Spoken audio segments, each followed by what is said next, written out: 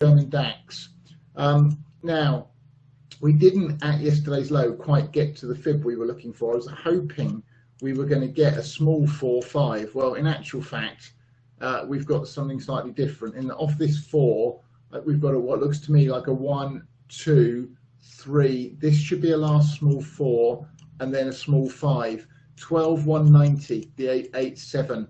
So I think we've still got a last squiggle lower in the German DAX. If we take that out, then the alternative is this count here where we've got a 1, this was an A, this is a B, and we're going to come down here. So I've got 12,030 to 061 and then 11,886 here as the fibs of last resort. There's the support area. I have updated these charts about half an hour ago on the main site if you want to print them off or load them onto your desktop if you're following the DAX. But I'm looking for a position to add. I didn't add at yesterday's low, I missed it, so I'm quite grateful I didn't now. But I'm still long from 12,132 in the German DAX as well. So if we come down and hit this 12,190, I'm going to add to that position, providing we hit and hold it.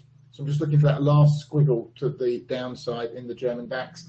If we take out 12,252, then I will also add, because I think that the top is in, sorry, the bottom would then be in, and this little move up here is an initial micro 1 up, and we're getting a 2 back. We're just approaching the 764 of the last little move up in the German DAX at the moment.